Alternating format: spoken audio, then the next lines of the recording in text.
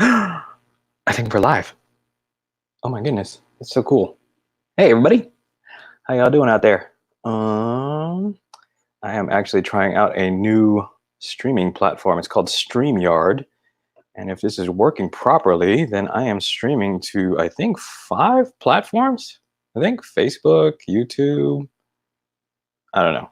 Well, anyways, if you guys can hear me, that'd be great if you could type in yes or just let me know in the comments.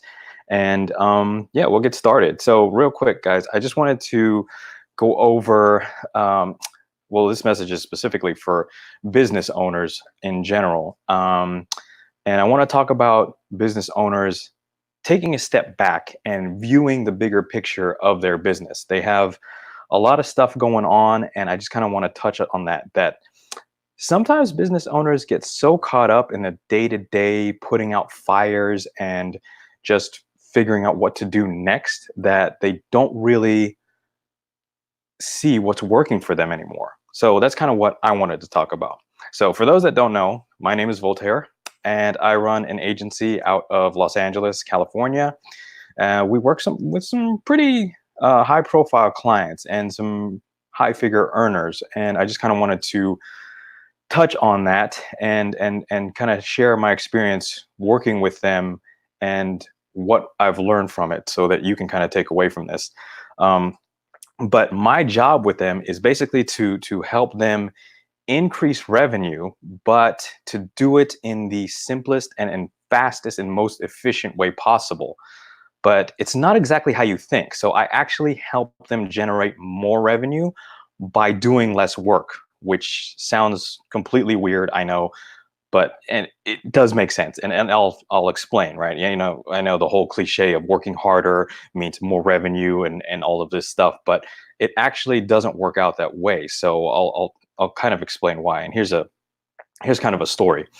So we have a client, and with every one of our clients, actually, we do this exercise, and it's called Best Payday. And we find out what their best payday was. It's pretty self-explanatory, but it's usually over the last 2 or 3 years that they've been in business. They usually have 1 or 2 stellar months or pay periods where the revenue was really coming in, and all because of something that they did, whether it's a promotion, discount, whatever, campaign, what have you.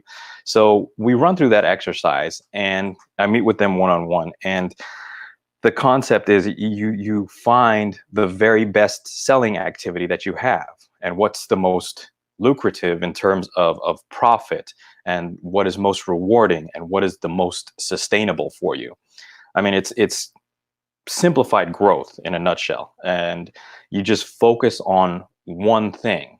So let's say we'll take a story for example. We have a client. His name is I don't know, we'll call him Jimmy. It's not his real name, obviously, for privacy purposes, but Jimmy sounds pretty cool. All right, so Jimmy is in the detailing business, but he details not just cars, but he also details big things like boats and RVs and all kinds of other stuff. And they got a bunch of services where they make your car look new and real high end type stuff. It's like a whole wash and detail process. Whatever. But that's his thing. Okay, that's his thing. So I always start with the same question, and that is, what is your objective? Like, why are we meeting? Why am I here meeting with you? And what are you specifically looking to accomplish? I need very, very specific goals so that we know what our targets are, and if we're meeting those targets, or if we're at least heading in the right direction. So the second time I had met with Jimmy, the first time he got instructions of what to do. So this is like, I don't know, 3 months later or something like that. And now we're meeting the second time. And we go through that exercise, and he comes to me and he's like, I need a new business model. Something's not working right. It's just, I don't think this is going to work. So I ask him, well, all right, let's see what's going on, because it's weird to me. Like the first meeting, we identified everything that was working really, really well for him. So there really shouldn't be any reason why we can't just repeat that process. So we go through another exercise. We call it best process. And that is an exercise where we kind of dial in and figure out what is his best process for acquiring new customers. And so we come to find out that he is heavily involved in the community. So he's, he does these charity events, and he also does, like, every so often he'll do these events where he will take his team. He's got like a mobile unit, and they will post up in a parking lot, and they will wash people's cars, at a discount. Hey, thanks for the love. And they'll wash people's cars at a discount, and it's a limited time frame. They're only there for a certain part of the day, so people have to come in, and once they are there and he's selling, or he's washing their cars, he will usually talk more about his services. He'll upsell them on something like a bigger package, obviously, because the basic car wash isn't his moneymaker. It's the detailing and the coating, or whatever it is that they use. So basically what he does is he'll do that. He'll have his team post up in parking lots. He'll wash the car, and then he'll upsell them on, more expensive services. So come to find out, between the first time we met and now, he's done 4 of these, where he has washed cars at 4 different locations, right? 2 of those locations are near his shop, his physical car wash store. The other 2 locations are completely new. He just decided to venture out and wanted to see, if he could expand the market a little bit. So I said, okay, and we helped him a little bit on the back end with his advertising, with these events and stuff like that, to get people to show up. And so I said, all right, well, tell me about the first 2 events that were in a new area for you, because I want to know exactly what happened. And he says, yeah, it was all right. Not a lot of people showed up. It's not the usual amount of people that he's used to, and his whole team was there, and they had a lot of downtime and stuff like that. So, it wasn't something that was his usual amount of traffic that he's used to when he does these kinds of events, these live events, live car washes. I don't know why a car wash wouldn't be live, but okay, anyways. So anyways, he says, all right. He says, it was okay. It wasn't my greatest, and I don't really think that it's worth doing. I don't really think that it's worth my time. So I did a little bit more digging with him, and I come to find out that these 2 new locations that he tried were actually really far from where his usual storefront was.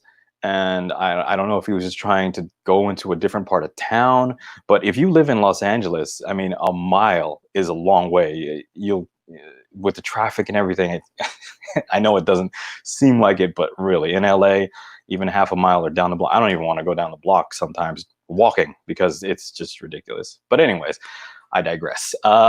So anyways, he did these things, and he told me that it didn't work out. And I was like, well, obviously it kind of didn't work out, because it's a new location. It's far.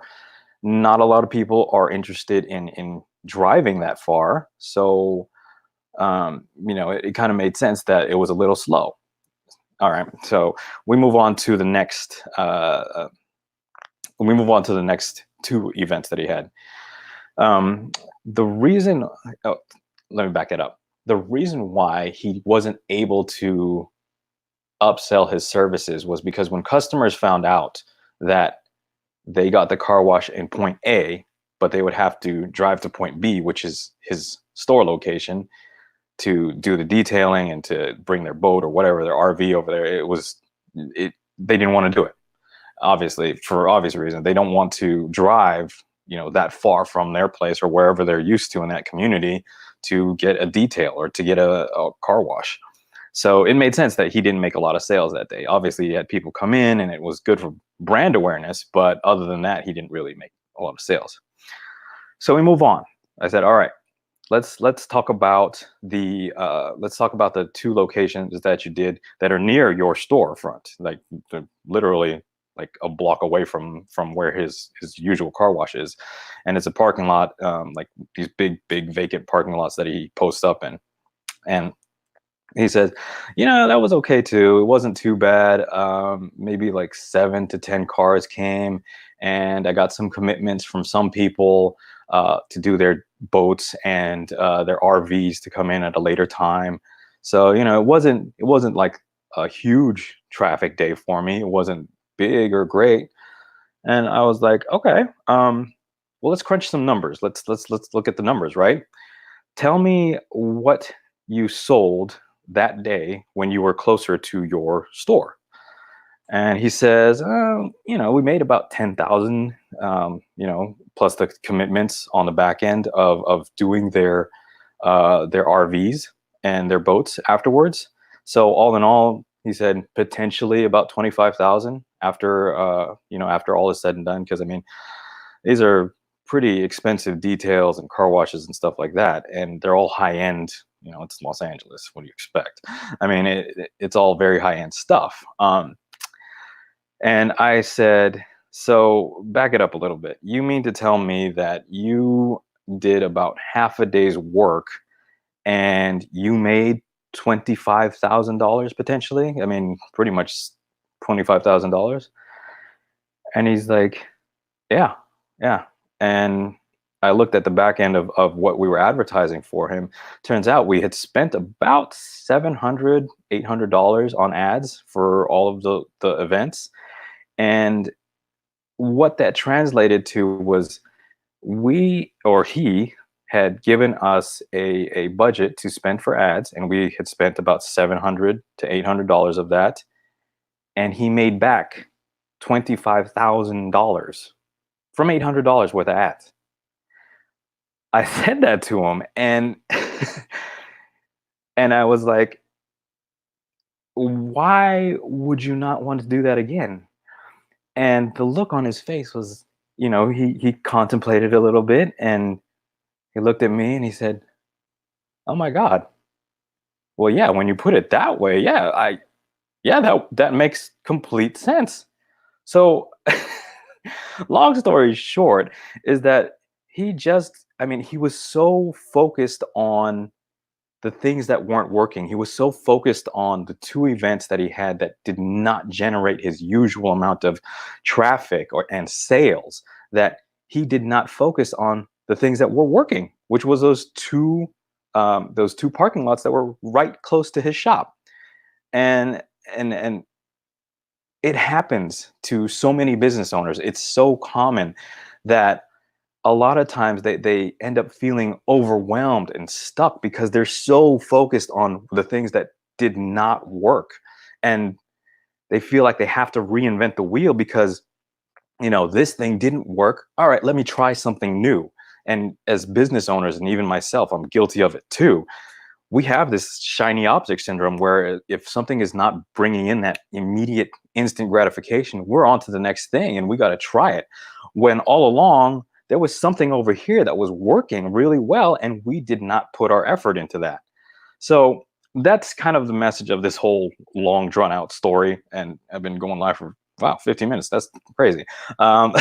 So, hey, thanks you guys for joining on and sticking around with me for the story. I like it. Let me see. Wow, we do have some people on. Oh, cool. Awesome. It's weird. I can't figure out who's watching because I guess it doesn't show me who's watching. I don't know. I have to play around with this anymore. But whoever is on here, hey, thanks for joining. Just kind of told a story about how business owners need to take a step back and take a look at that 30,000-foot view to see what is really working in their business and what's not. And so, long story short is basically, what if we had just done, hey Emily, what if we had just done what was working for him? What was working for Jimmy here? If we had actually put more focus and more budget into those ads, he spent $700, $800 on ads and he made back $25,000. I mean, that's ridiculous. What would have happened had he put $1,000 in or $5,000 into ads and just concentrated on those locations that are nearby. That, I mean, honestly, I think that would have changed a lot, and he would have generated so much revenue from that. So, I just want all of you business owners, to kind of take a step back from your business and really look at your process and see what worked in the past. What was that one thing that you did in the past that generated a lot of revenue, that didn't create a lot of friction and wasn't hard for you to fulfill, and start shifting your focus back to that, and just repeat that process. Um, I want you to go back and look at the last 12 months and really identify the exact things that produce the most revenue for you, and really look at those numbers and ask yourself, what would happen if I just focused all my time and all my energy and all my efforts into that one thing, that one activity that generated this much before? And I mean, you don't have to create an entirely new business model. You don't, just like this one. I mean, he didn't have to try and venture out into the marketplace. He had something that was working for him really, really well. And so, that's just kind of the point of this entire story, is to really focus on that and really dial it in and figure out what was your best payday and what was the whole process behind it, and repeat that. Put in all your effort and time into that, and then make it work and optimize it properly. All right, guys. So I've been rambling way too much. So my name is Voltaire Pavestan. I hope you found this helpful. If you have any interest in becoming a client of mine, just shoot me a message or type something in the comment, and we'll get in touch, and we'll see if we can help you out. All right. So thanks for watching this video. Please like, share. Thank you guys for all the hearts and the likes and stuff like that. I see them coming in. But yeah, please share it with anyone you think might be going through that whole, hair on fire, trying to put out different fires and trying the next new thing. Tell them, stop, watch the video, just listen to this guy's story. It's weird, but it works. So anyways, yeah, if you found some value in it, please like, share, and comment, and I will talk to y'all soon. Thanks so much.